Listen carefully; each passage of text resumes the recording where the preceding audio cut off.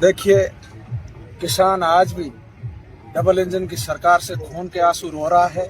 किसानों का आदान अनुदान की राशि और बीमा कंपनियों से सेटिंग करके बड़ी बीमा क्लेम की राशि नेताओं ने हड़प ली है, अधिकारियों ने हड़प ली है। उसको लेकर के मालानी का अन्नदाता पिछले काफी समय से सड़कों पर संघर्ष कर रहा था। पिछले 9 दिसंबर को भी घोड़ा मालानी से हजारों की संख्या में किसानों ने किसान के साथ ही ट्रैक्टर के साथ बाड़मेर की ओर कूच किया। उस समय भी बाड़मेर के अतिरिक्त जिला कलेक्टर के साथ हमारी वार्ता हुई। उन बातों पर 15 या 20% सहमति बनी और वो धरातल पे काम आई। लेकिन 1.5 महीने बीत जाने के बाद भी हम बार बार बाड़मेर कलेक्टर से मिलते रहे, बालोतरा कलेक्टर से मिलते रहे, फिर ये जिले चेंज होने का कार्यक्रम हो गया। लेकिन हमने देखा कहीं न कहीं अन्नदाताओं को परेशान नहीं करे। हमारी जितनी भी संघर्ष समिति के भाई पेड़ा जी, सियोड़ प्रधान बिजला राम जी, सरपंच साहब हरिराम जी, सब लोगों ने प्रयास किया कि बाड़मेर कलेक्टर से मिलें, बालोतरा जिला कलेक्टर से मिलें, किसानों को बिना परेशान किए किसानों की जिन मांगों पे अपनी वार्ता हुई है उसकी और समाधान हो जाए। हम कतई भी नहीं चाहते थे कि अन्नदाता को फिर से सड़कों पे आने को मजबूर करें।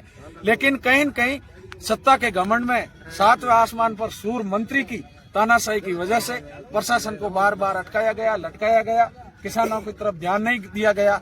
तो 1.5 महीना बीत जाने के बाद फिर से अन्नदाता सड़कों पर उतरा।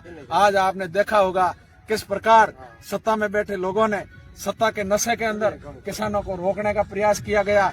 जिस प्रकार संभल की भीड़ के अंदर डाकुओं को पकड़ने का प्रयास करती है पुलिस, संघर्ष जो अभियान चलाती है, उसी प्रकार आज गुड़ा मालानी के अन्नदाताओं पे ये बहुत बड़ा कुठाराघात किया गया। जगह जगह बैरिकेडिंग की गई, सब जगह आरटीओ को बुलाया कि किसानों के ट्रैक्टर सीज करो, ये करो, गाड़ियां सीज करो। मैं प्रशासन को साफ शब्दों में कहना चाहता हूं कि हम बहुत मजबूत किसान हैं, अन्नदाता हैं, अन्न पैदा करके पूरे देश के भंडार भरते हैं। तो आप कौन से खेत की मूली हो? जो अधिकारी हैं वो तो किसान के पैदा किए हुए अन्न खा रहे हैं ना। उनके पिताजी भी कहीं न कहीं खेतों के अंदर काम कर रहे हैं। मैं प्रशासन को कहना चाहता हूँ, आप इस प्रकार किसानों की बात हो वहाँ ऐसी टकराव की स्थिति पैदा नहीं करें।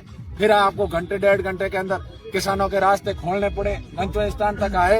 और भी आज इससे 3 गुना भीड़ होती, लेकिन बहुत किसानों को डराया गया कि आपका ट्रैक्टर चीज कर देंगे, आपकी गाड़ी चीज कर देंगे, ये कर देंगे, वो कर देंगे। फिर भी मैं तो गुड़ा मालानी के किसानों को नतमस्तक प्रणाम करता हूँ, उनके हौसले को प्रमाण करता हूँ। किस खून के बने हैं गुड़ा मालानी के किसान।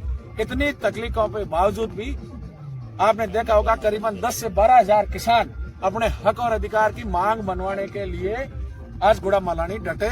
निश्चित तौर पर जिन जिन बातों पर सहमति हुई है उन बातों को लेकर के आगामी 20 दिन का समय दिया है। हम अन्नदाता मजबूत हैं। अगर प्रशासन नहीं मानेगा तो पूरे अन्नदाता एक आवाज पे लाखों लोग, हजारों लोग इकट्ठे करने की कैपेसिटी रखते हैं। हमारी हनुमान बेनीवाल की सेना है जो बहुत मजबूत है। सोशल मीडिया की एक मैसेज से कहीं पर भी 5 से 7 हजार किसान जवान इकट्ठे करने की ताकत कोई रखता है तो वह हनुमान बेनीवाल और उसकी सेना में संघर्ष करने वाला सिपाही रखता है। और आज उसी का परिणाम है कि एक सोशल मीडिया के आह्वान से मात्र 24 घंटे पूर्व तैयारी में बहुत बड़ा हुजूम आज इस गुड़ा मालानी की धरती पर नौजवानों ने और किसान के बेटों ने करके दिखाया। क्या मुख्य मांगे थी जिस पर सहमति? मुख्य मांगे हमारी अनुदान, फसल बीमा क्लेम। देखिए, एग्रीकल्चर इंश्योरेंस कंपनी थी, इसने बहुत बड़ा फर्जीवाड़ा किया। मैं कह रहा हूँ ना, अभी भी बीमा क्लेम के जो बीमा कंपनी एग्रीकल्चर इंश्योरेंस कंपनी के अधिकारी हैं वो ऐसे हड़बड़ाते रहे थे, जूझ रहे थे हमारे सामने। ये पेड़ा जी, हम सब साथ में ही थे। लेकिन हम इन बीमा कंपनियों का पीछा जब तक नहीं छोड़ेंगे तब तक इनके पक्के सबूत होकर के किसानों का जितना भी बीमा क्लेम इन्होंने खाया है ये निकाल नहीं देते, किसानों के खातों में जमा नहीं कर देते, तब तक हम मजबूती से लड़ेंगे और किसानों के सहयोग से जीतेंगे।